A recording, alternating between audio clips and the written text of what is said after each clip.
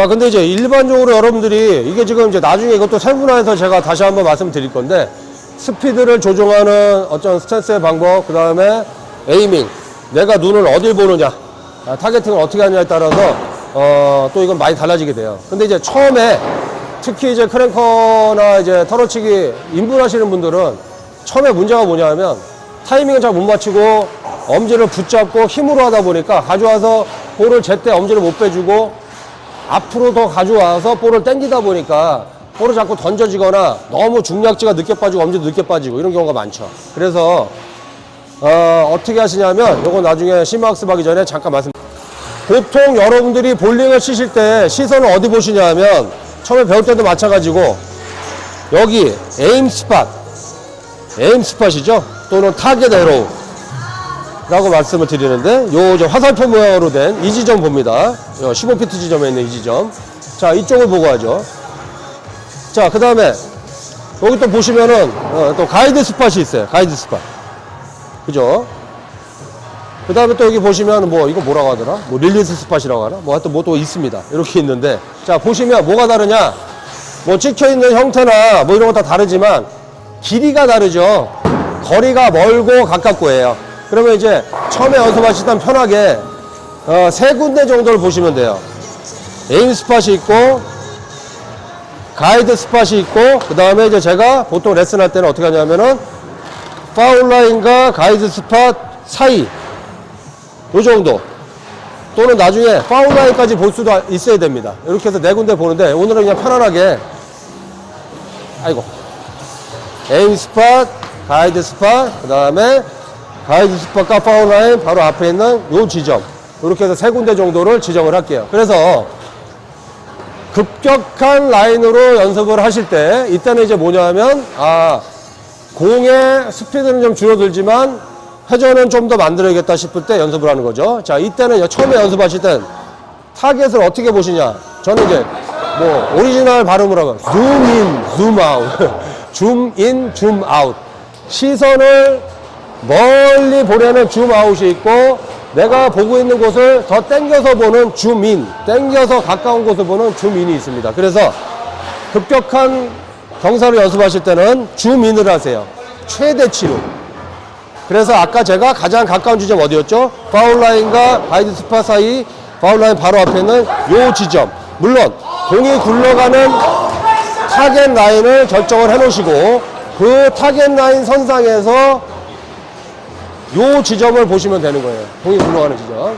아시겠죠? 자, 요걸 한번 해볼게요. 이제 성우 씨가, 물론 이제 지금 한번 해보는 겁니다. 아까 배웠던 잡아서 L자 모양으로 하고, 공이 떨어지자마자 바로 급격하게. 자, 그래서 세팅을 할게요. 어디로 세팅할 거냐면, 가장 급격한 라인. 뒷발은 힙, 앞발은 종아리.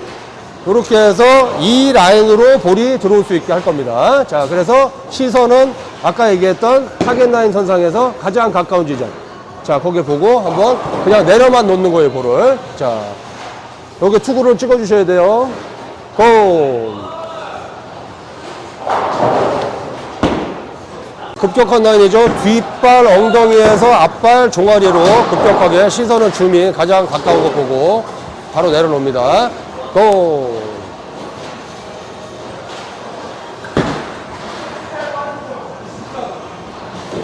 오케이, 바로 좋습니다. 보세요. 고!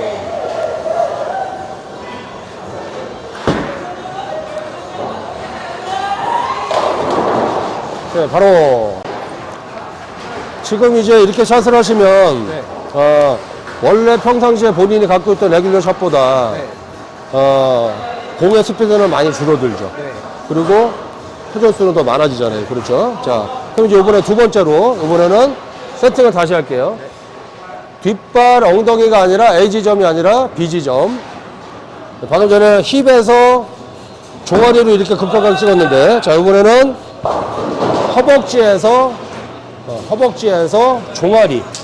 요 라인으로 조금 더 전체적으로 낮아졌고, 라인도 좀 더 완만하게 됩니다. 예, 요런 라인으로 공이 지나가게 할 거예요. 그러면 아까는 백스윙에서 공이 떨어지는 거를 떨어지자마자 바로 받아서 뒤에서 받아서 가져왔다고 치면, 이번에는 조금 더 수직 낙하가 좀 더 되다가 조금 더 떨어지는 걸 뒤에서 받아서 선반에 태우는 거예요. 아까 얘기했던 선반에. 자, 제가 실제 투구 해보겠습니다.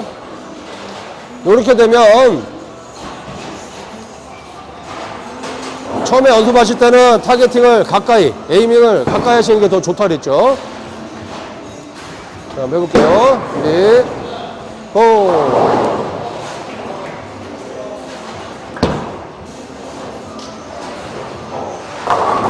오케이, 고! 좋습니다. 잘했어요. 오케이. 아주 잘하는 거예요. 얼마 안 되는 친구. 이거 저 찍기 전에 한 10게임 넘게 지금 연습을 시켜가지고 맥이 다 빠져 있습니다, 지금.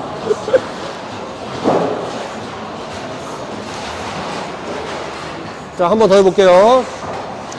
세팅합니다. 뒷발, A지점, B지점. 자, 허벅지, B지점에서 아까 앞발 A지점, B지점인데 B지점, 종아리로 조금 더 낮아지고 좀 더 완만해졌어요. 라인이 떨어지는 걸 받아서 쑥 보냅니다.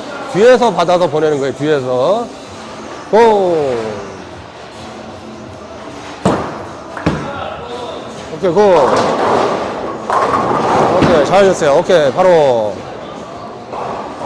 자, 성우씨. 지금 이제 선반을 전체적으로 낮추고 경사도 조금 더 완만해졌어요. 네. 자, 어떤 점이 달라졌나요? 일단은 아까 샷보다는 회전량이 줄고 스피드가 좀 더 늘었습니다. 아, 예, 그렇죠.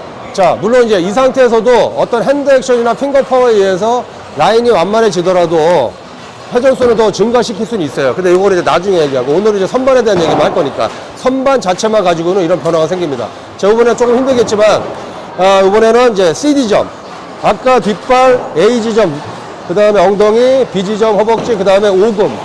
이렇게 됐어요. 이렇게 되면 공이 더 많이 수직 낙하하는 걸 쑥 더 떨어지는 거를 뒤에서 받아서 가져오게 되니까 더 낮아진 상태에서 오게 될 것이고요. 앞다리는 자, 조금 힘들겠지만 이 낚시하는 게 되게 사실 힘들어요. 지금 한번 연습 삼아서 여러분들은 보여드리는 거니까 A지점, 앞다리 A지점, 무릎, B지점, 종아리, C지점, 발목이잖아요. 전체적으로 더 수직 낙하하는 거를 더 뒤에서 더 많이 떨어뜨려서 받아서 내로 삼두로 밀듯이 L자 모양으로 한번 해보겠습니다. 자, 그러면 확 더 낮아지고 더 전체적으로 낮아지고 더 완만한 플랫스팟이 저 뒤에서부터 형성이 되는 거예요. 자, 준비, 고!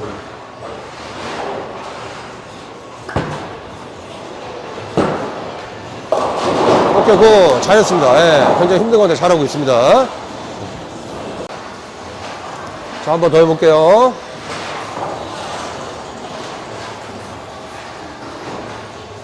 자, 뒷다리, 오금, 앞다리, 발목 전체적으로 낮아지고 더 플랫해진, 평평해진 라인입니다. 또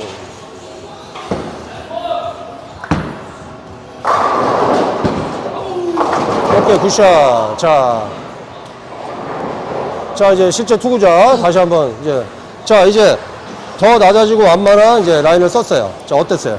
아까보다도 회전량이 줄고 좀 더 스피드가 강화되고 일직선으로 가는 투구가 나왔습니다. 네네네. 자, 그러니까 지금 오늘 영상에서 말씀드리고 싶은 부분은 이겁니다. 이 부분에서 어떤 식으로 진행하냐에 따라서 이런 라인이냐, 이런 라인이냐, 이런 라인이냐에 따라서 몸을 반으로 갈랐을 때 사실은 많은 부분이 뒤에서 이루어진다는 거고요. 자, 여러분들이 여기서 엘보를 접는다라는 느낌이 아니라 그냥 스윙 절정에서 볼이 떨어질 때 뒤에서 마치 공이 이렇게 있다가 떨어지는 걸 내가 언제 탁 뒤에서 받아서 가져올 거냐는 거죠. 여기서 받아서 가져올 거냐, 아니면 좀 더 떨어진 걸 여기서 떨어지는 공을 내가 여기서 받아서 가져올 거냐, 아니면 좀 더 떨어진 걸 여기서 받아서 가져올 거냐. 네, 요거를 결정하시면 될 것 같아요. 이걸 디테일하게 가면은 강의가 한 10시간짜리가 나오기 때문에 오늘 이렇게 간단하게 말씀드릴 테니까 다음 시간에 또 다른 중요한 얘기가 할 게 있으면은 제가 다시 한번 또 할 테니까요. 이 영상 다 찍으려니까 너무 양이 많아서 요 정도로 말씀드릴게요. 자, 여기서 아까 이제 조금 모자랐던 부분 타겟팅에 대한 거 자 말씀드릴게요. 여러분들이 일반적으로 처음에 크랭커 털어치기 연습을 하실 때는 되도록이면 가까운 데 보고 연습을 하세요. 물론 엄지 타이밍이나 볼을 잘 내려놓으시는 분들은 아까 보셨던 저 화살표 타겟대로 에임 스팟을 보시면서도 볼을 발 앞에 잘 내려놓긴 하시지만 보통 대부분의 분들이 여기서 심각하게 엘보로 구부려서 앞으로 당기면서 쥐어 뜯게 되면 엄지가 다 늦어져요. 그래서 볼을 자꾸 던지게 되고 볼에 끌려나가게 되고 이런 식의 실수가 많이 나오기 때문에 처음에는 타겟팅을 일찍 하십시오. 가까운 곳을 볼수록 손에서, 특히 엄지는 손에서 빨리 이탈하게 되기 때문에 아까 그런 타이밍의 부조화를 많이 해결하실 수가 있어요. 내가 보는 시선, 타겟팅, 에이밍 자체가 멀어지면 멀어질수록 내가 볼을 앞으로 더 던지게 돼 있고요. 힘의 방향이 앞으로 더 가게 돼 있는 겁니다. 그래서 만일에 파울 라인을 보고 칠 때 또는 브레이크 포인트를 보고 칠 때는 공의 힘의 방향 자체가 많이 달라지게 되는 거죠. 그래서 멀리 보면 멀리 볼수록 공을 던지게 되고 가까운 곳을 보면 손에서 볼을 더 빨리 빼게 된다는 거, 요걸 잊지 마시고 연습할 때 한번 적용을 해보시기 바라고요. 자, 가끔 우리가 그 PBA 선수들 샷할 때 보면 이런 경우가 있어요. 여러분들 잘 보시면 아시겠지만 웨스 멜롯이나 리즈 존슨이나 또는 이제 많은 선수들이 계속 가까운 곳을 타겟팅하는, 에이밍하는 선수가 있고요. 또는 시합에 따라서, 레인 패턴에 따라서 가끔 머리가, 눈이 시선을 멀리 보면서 샷을 할 때가 있고 어떤 경우에는 가까운 곳을 보면서 툭을 할 때가 있어요. 가까운 곳을 보고 칠 때가 있고 멀리 보면서 칠 때가 있고, 이거는 하나의 테크닉입니다. 의도적으로 하고 있는 거고요. 그런 것들도 여러분들이 감안해서 한번 시험적으로 해보시면, 특히 엄지 타이밍 늦으신 분들 있잖아요. 볼 자꾸 쥐어뜯고 던지고 볼에 끌려가고 하시는 분들은 일단은 에이밍 자체를 가까운 곳을 보시면서 마치 발 앞에다 그냥 볼을 흘리듯이 툭툭 내려놓는 연습을 하시게 되면 엄지 타이밍도 굉장히 좋아지게 되니까 그런 것들 여러분들이 감안하시기 바랍니다. 여기까지. 자, 이제 오늘 보여드린 영상은요, 여러분들이 이거를 이제 잘 이해를 해주셔야 되는 게, 이게 정답이다, 털어치기나 크랭커 이렇게 하는 거다라는 게 아니고요. 제가 이제 오랜 기간 동안 지도를 하다 보니까 가장 접근하기가 편했던 방법이고, 물론 이제 다른 방법도 있어요. 여기서 예를 들어서 그냥 힘 빼고 쭉 갔다가 손목도 그냥 힘 다 뺀 상태에서 와서 뭐 이런 경우가 많이 있죠. 오다가 뒷발에 들어올 때 그때 볼을 받쳐서 커핑을 해서 들어오고 나가고, 이런 경우 이제 테크닉도 있는데, 이 동작도 지금 했던 동작을 먼저 하시게 되면 커핑 같은 동작도 여기서 엘보를 쓰라고 저도 권장하진 않아요. 나중에는 그냥 스윙을 하게 되면 이런 연습을 통해서 큰 근육을 쓰게 되니까 작은 근육이 자동으로 커핑이 되는 게 분명히 나옵니다. 그래서 실제로 강습 받으신 분들은 커핑 안 했는데 커핑이 되는 현상을 겪게 되죠. 이거는 힘을 사용해서 내가 엘보를 잡아 꺾는 동작하고는 많이 달라요. 뒤에서 떨어지는 걸 내가 뒤에서 어느 지점에서 내가 받아주느냐. 마치 이런 느낌이죠.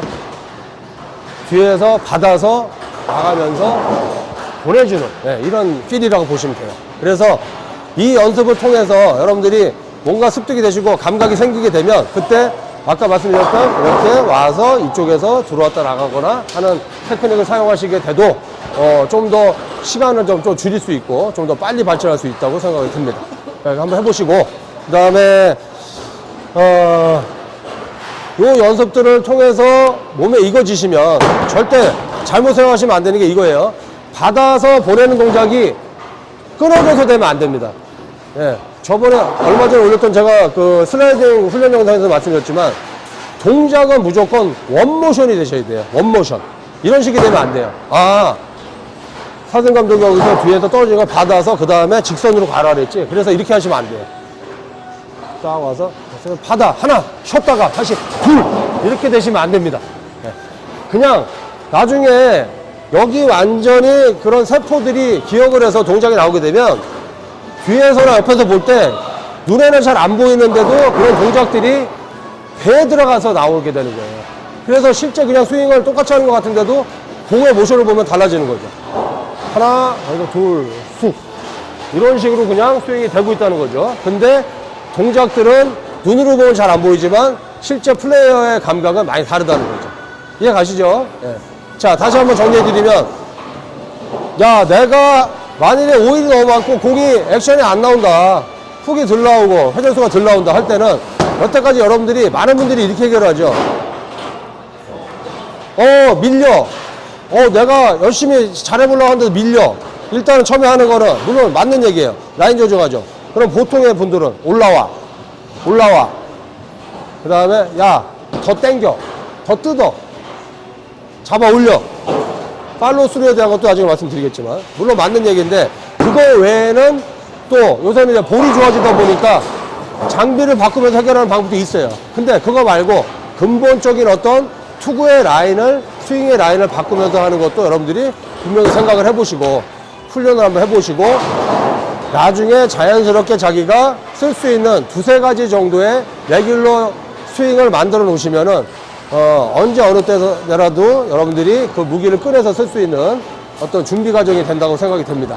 그래서 이 훈련들은 한번 해보시면 한 달, 두 달 만에 되진 않지만, 물론 이제 보통 일반적으로 치는 볼링보다 크랭커 터치가 시간이 오래 걸리는 건 사실이에요. 근데 또 매력적이잖아요.